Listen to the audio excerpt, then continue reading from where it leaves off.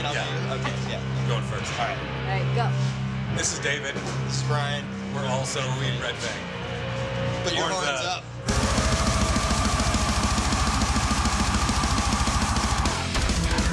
And we were here at the Bowery Ballroom with, of course, Red Fang. And actually, we've been following your career for a while, and it's one of the interviews that I've really been looking forward to, because you guys have proved that it still can be done. In the last, since basically 2009, you've done a lot of things that people thought couldn't be done, you know what I mean, in today's music world. Cool, yeah. We just do what we like to do, you know. We're not like trying to like break any, you know, new ground or whatever. We're just kind of doing what we do. But I'm glad people are into it. It's been really good, yeah. Maybe that's the reason why it has worked. Yeah, because it just comes natural to us. We're just doing like what we like, you know, trying to write songs that we enjoy playing, and it seems like people dig them. So yeah, it's cool. And what do you take us into the last 4 years of your career, and how, especially how your life has changed since your band became successful and known out there? Got more Sky miles than I had before. I had actually 0 Sky miles before this band, so yeah. We travel, and I don't have to mop up vomit anymore, which is nice. I hope to keep hang on to that. We had to quit our day jobs because traveling it wasn't realistic to keep our jobs anymore. So that's a positive. Yeah, it's fun. It's weird. I think that my life's gotten sort of compressed. I've looked back at these past few years. It seems like it's been a lot longer than that. Yeah. So, but it's fun. What are some of the things you've learned as a band, especially from each other, traveling with each other, doing this day in and day out? Well, we were in bands before this. We already got along well musically and as friends. Yeah, I don't know. What have I learned from each other? Can you think of anything? What I'm thinking about farting in the van. And I'm sorry, that's what's making me think of being in a tight space with a group of dudes, you know, over and over every day. But we have a system, basically. If somebody farts, you're like farting, and then somebody rolls down the windows for a minute, gets some air in there. But that's not a really great answer to what I've learned from these dudes. Well, I think that's sort of like we've learned maybe too much about each other. Yeah. You know, I think, well, you know, it's hard to be in a really small space. We still travel in, you know, 15-passenger van in the States, so it's really tight quarters. And yeah, we probably know more about each other than we really want to. But I think that I think it's cool that we know all this stuff, and we can still get along, and we all have very different personalities, but that we can keep it going. I think that's more important even than the musical aspect, is that, you know, we maintain a friendship through it, even though we don't always feel that friendly towards each other, say, under some stressful situations, but it's great because I love the music, and I for whatever reason still love these dudes. So. Yeah. And what have been some of the most stressful situations that you guys have faced? There's a couple times on some European tours where we had some insane drives, and then like the first Hellfest, I think, we drove overnight from somewhere, just trying to sleep in a Sprinter with these like bucket seats, so you didn't really even have a bench to lay down on, so we were like on the floor between the seats trying to sleep, and then it was drive, get there, unload, and play. So like that was pretty stressful. I don't know, what else has been stressful? I mean, basically those kind of things where you have to like do a super long drive and then you don't have any time, unload and play. Yeah, mostly it's just fatigue. I mean, I think a lot of times we agree to do things on paper because it looks good as a concept, but in reality, we are slowly learning that you have to look at how that's going to be on the ground that day. It's like, well, we're sleeping in our own beds, we're comfortable, relaxed. It's like, okay, well, that's 3 weeks of the tour. We haven't had a day off in 2.5 weeks. So what's our mood going to be like adding a 10-hour drive to this tour? And so finally, I think we've sort of realizing our limits and maybe paring back a little bit. But for a while, yeah, we're like, let's just do it. You know what I mean? So. I guess. Yeah, it's not an easy life. People see it as like, okay, you're on stage, you're being the rock stars that you are, then you go backstage, you have all this, you know, like catering and all. They take it for granted that you're getting all these things, but it's not necessarily the point. Yeah, it's work. I try not to think of it as work because it's I love playing music. It's like the best job I could have if I have to classify it as a job. But yeah, it is sometimes. It's like you get there, you set up, sound check, eat, do this kind of thing, then you play, and then usually it's load out and go to sleep, and so you won't be dead tired the next day because it's pretty non-stop. Yeah, and it's not like, yeah, people think, oh, you know, it's like, it's not a party all the time. I mean, we party a little bit, but it's not like that. It's you can't party all the time because you've got to keep doing it, you know, day after day for like 3 to 6 weeks sometimes. So yeah. I remember doing that we did a Soundwave tour, and they took really good care of us, and we were like the first band.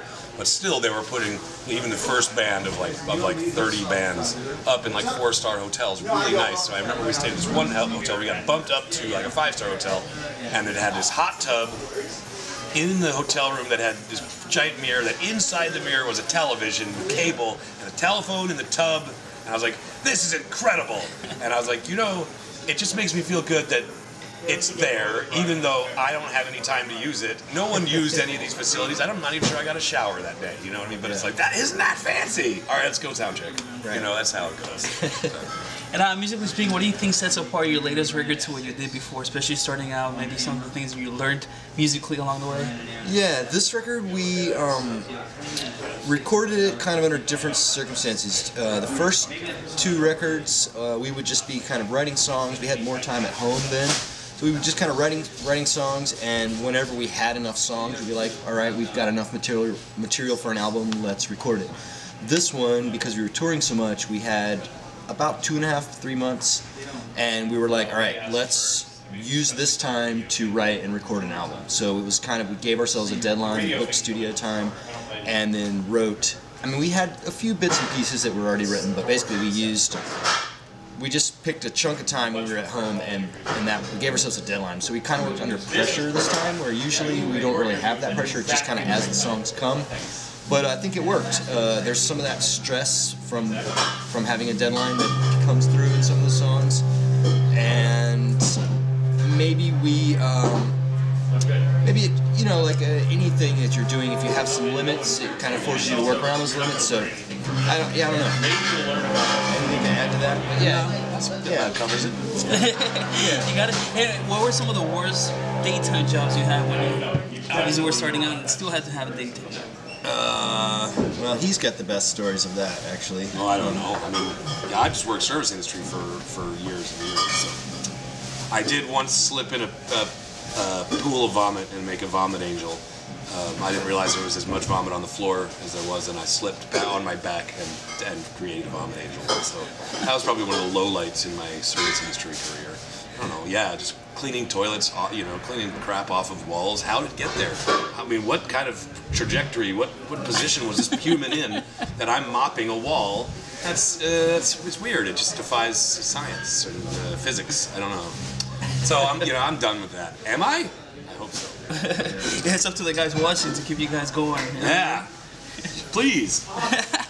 And what do you guys see? What do you see yourselves in, like, say, 5-10 years from now, musically and of course as a band? Well, I hope we're still a band. I feel like we will be. Musically, I don't really know. We're just kind of doing the thing that we like, and I think we're not. I don't think we're in any kind of rut. We're not like stagnating at all. So musically, I'm gonna guess it'd be similar to what we're doing, but there's definitely some changes, some progressions. Yeah, I don't know, but we'll definitely still be a band. I mean, this is what I love to do and what I want to do, so we're gonna keep doing this as long as we can.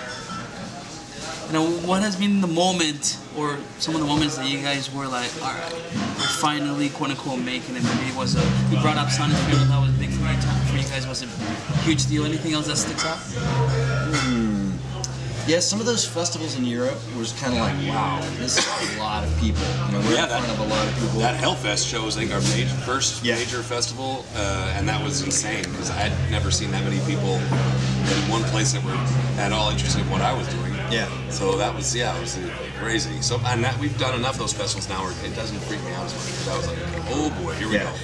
Or like, holy shit.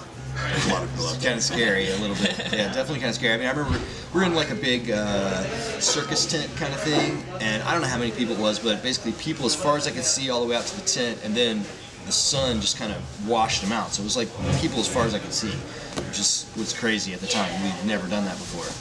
But once I get up there, I'm good. You know, once we start playing, I'm good. But at first I was like, oh my god, this is crazy, you know.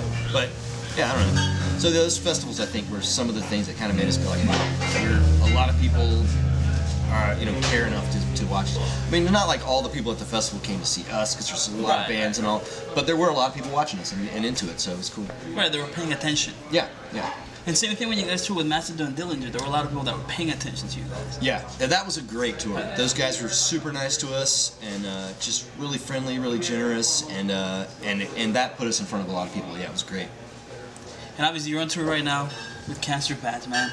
And you know what? When I think about it, like maybe the tours are getting somewhat smaller in the actual location that is happening, but I think it's cool because you see better and better tours that way.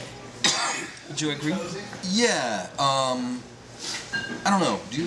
I don't know. Sorry, what was it? Well, basically that, like, I mean, obviously everything is somewhat scaled down here in America when it comes to metal, but I think it's stronger because then you can bring bands like Cancer Bats, for example, on tour that is kind of like an equivalent to what you guys do. So that way the mentality and the tour dynamic is better than if you go on tour with, like, you know, a band that just doesn't connect with your fans.